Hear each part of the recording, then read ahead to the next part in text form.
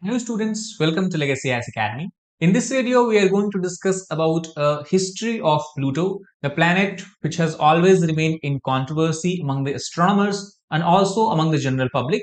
So we'll try to understand that what is the controversy regarding Pluto and its status as a planet or a dwarf planet.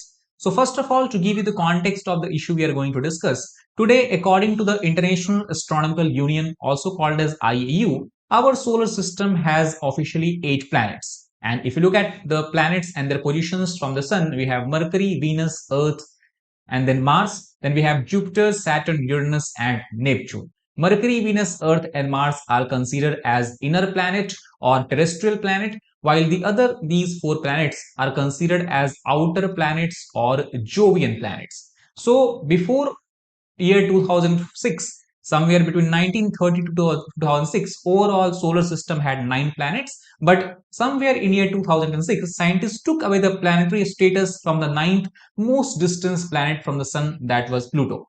So long thought to be the ninth smallest and outermost planet in our solar system, today it has been relegated merely to the status of a dwarf planet, much to the chagrin of a small section of astronomers who still believe that Pluto deserves to be in the category of the planet. So let us try to understand this whole issue. And also, if we talk about Pluto itself, for the first time it was discovered on the 18th of February 1930. If you look at the story of discovery of Pluto, we can see the story began somewhere in year 1906 when an astronomer by the name of Percival Lowell, who was also a very wealthy businessman, started an extensive project in the search of possible ninth planet, which he called as Planet X. The existence of ninth planet had been theorized by scientists earlier also, basically in the late 19th century, while they were observing some sort of perturbations in the orbit of Uranus. Then by the time of 1915, Percival Lowell unfortunately passed away, and the discovery of Planet X was basically abandoned. However, again in year 1929, the search for Pluto was resumed by a 23-year-old astronomer by the name of Clyde W. Tombaugh. Then in year 1930, Tombaugh discovered a possible moving object when he was able to photograph the distance part of the solar system by various different methods. And after confirming photographs which he had obtained, finally the news of the discovery of new planet was telegraphed to the Harvard Observatory. Now the question comes that how the name Pluto was given to this particular planet, which was the ninth planet our solar system. So the name was chosen from the classical literature, and the name Pluto was chosen after the Roman god of the underworld, Pluto, or as we call in Greek mythology, he is the same god who is also called by the name of Hades. So Hades or Pluto are the same god. Pluto is name Roman name and the Hades is the Greek name. Now the name Pluto was suggested by Venetia Burney, who was an 11-year-old schoolgirl from Oxford, England that time, and has a much deep interest and was fascinated with the classical mythology. General public was very much excited by the discovery of ninth planet, and it was the first planet that was discovered after a long period of time, after 1846, when the Neptune was discovered in year 1846. But soon after the discovery of the Pluto, and once it started to be considered as ninth planet our solar system, many doubts started to being raised that whether Pluto indeed was the Lowell's Planet X or whether it was a wrong confirmation or wrong understanding. Now, if you look at the story of doubt about the Pluto, the reason why doubt risen was because Pluto was very small, tiny in size compared to what it was originally predicted about planet X. Second, if we talk about the light that was being emitted by Pluto, it was almost 6 times dimmer than what Lowell had predicted about his planet X. And also, Pluto's dimness was combined with its high orbital eccentricity. That means how much it deviates from being a perfect circle. We talk about the orbit of the Pluto around the sun. All these facts about Pluto made astronomers very much doubtful that whether it is the same planet that Lowell was looking for or whether it is actually a planet even or not. And thus many asteroids and comets were discovered in the vicinity of Pluto, and Pluto was having more strong resemblance to these comets and asteroid as compared to any planets of our solar system.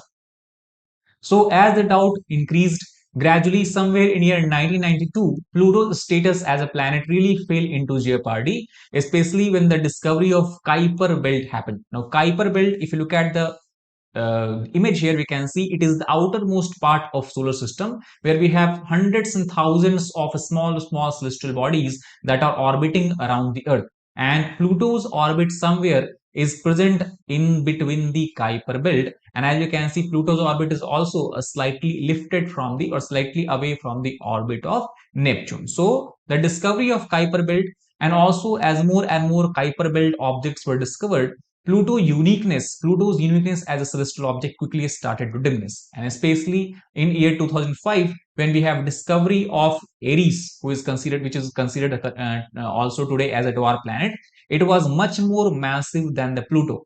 And the discovery of Eris was seen among the astronomers as the most strong, or we can say strongest argument for the reclassification of Pluto and to remove its status, remove its categorization as a planet.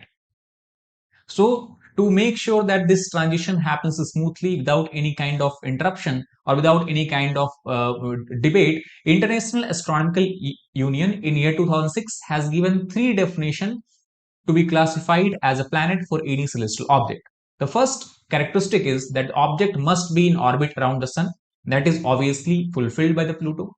Second characteristic of planet is that object must be big enough to be rounded by its own gravity. That means it should not be irregular shape. It should have a kind of roughly or similar to like round shape. This is something that was also being followed by Pluto. But the third criteria that IUU give to classify any celestial body as a planet was that object must have cleared the neighborhood around its orbit. That means it must be the most dominant celestial body around its orbit. No other similar sized object should be found around its vicinity. Now, it was the third criteria which Pluto was not able to fulfill. Pluto was not able to meet, and thus, as we know, Pluto is not gravitationally dominant in its orbit, in its surrounding, because its mass is substantially less than the combined mass of the other object that we can find in its orbit.